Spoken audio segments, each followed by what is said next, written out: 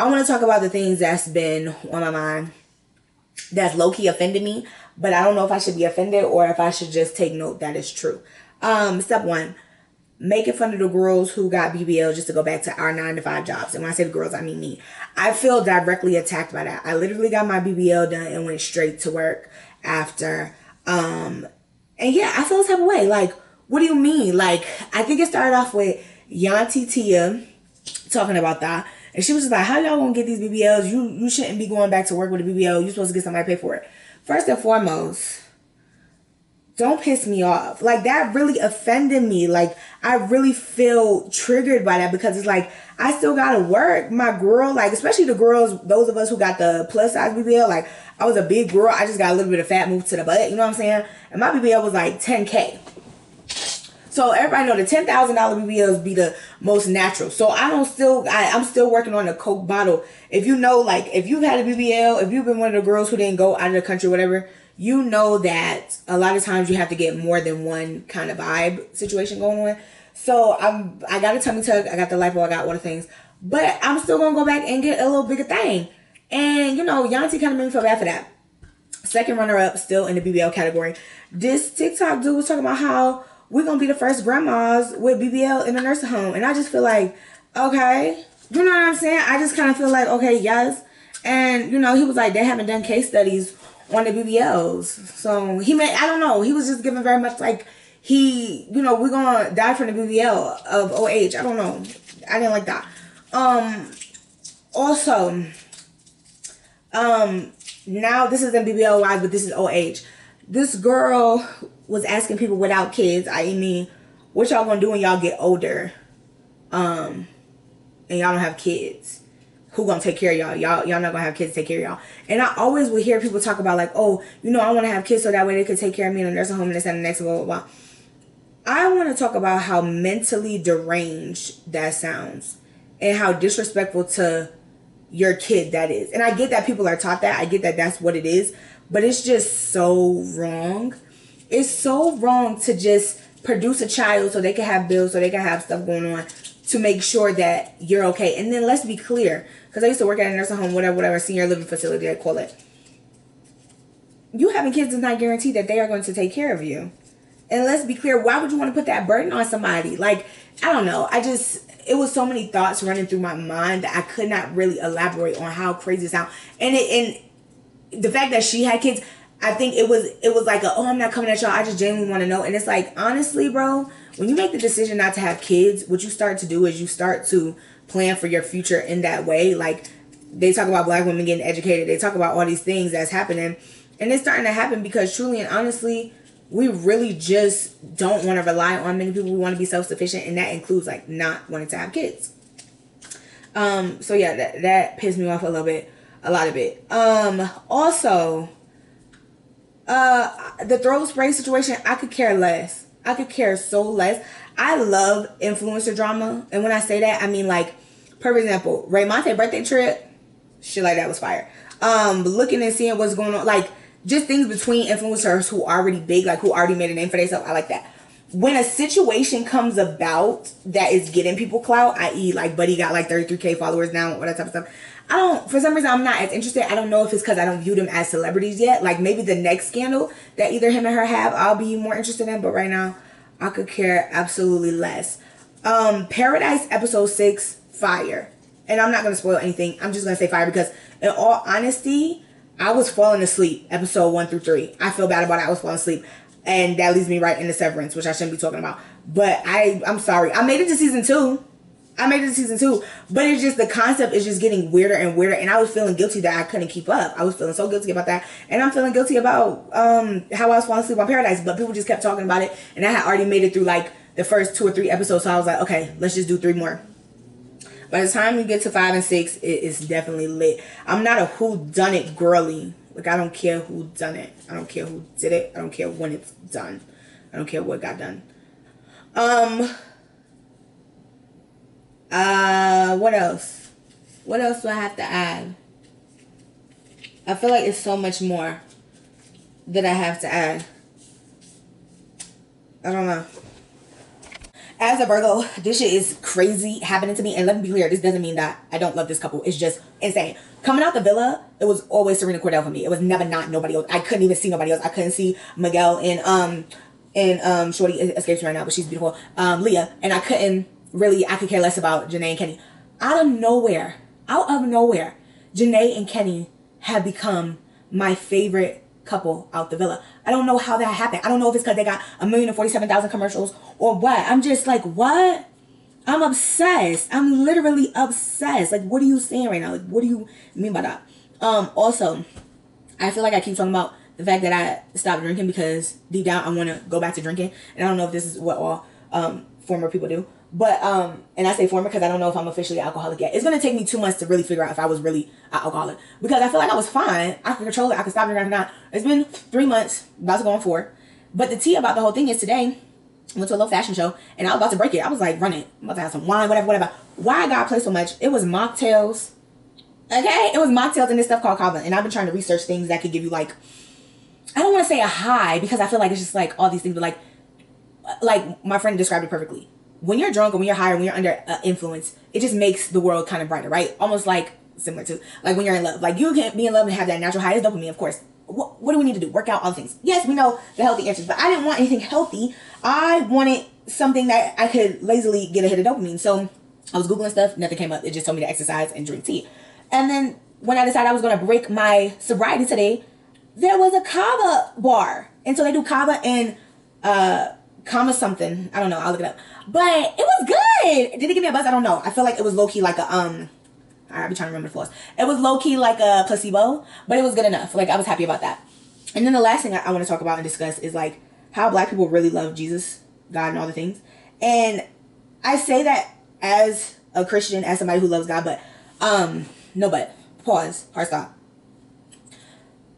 The fact that I'm in Denver, which is such a liberal place, which is like a place where a lot of people come to like have different views and disagree and kind of challenge the status quo, especially when it comes to like black people and what is cool for black people and other things. I've noticed that because I don't know, the internet will have you thinking that people are into like more spiritual tarot card crystal stuff, and I'm not saying that they're not, but being here has really made me realize like, oh, like a lot of black people still on that, like they not off that, like they still heavy on the Jesus Christ. And I think that's so interesting because I just feel like we have a different relationship with him regardless of like how you think your relationship is, whether you feel like the white man gave it to us, whatever people feel. I just know I have a closeness with him, and it's like, it's so interesting. Like even going to all these events that's been showcasing different artists and cool stuff, a lot of the artists have been like super clear about like representing God, and not just like after their song, they're talking about God in these songs and having these conversations. And I just think that's so dope, especially being in a state here that's like so liberal, so blue. Like a lot of my white coworkers or white people around me don't talk about religion at all because they don't believe in nothing.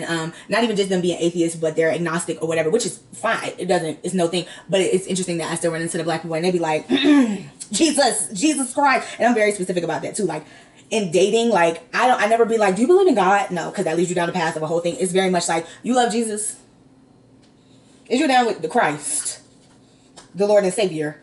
I be needing to know because it be given very much like, yeah, I'm spiritual, not religious, all that type of stuff. I don't know. You know what I'm saying? And don't get me wrong, I'm not the Bible thumping, pray every day, whatever. I'm more like, I very much have a relationship with God, but it's so thick.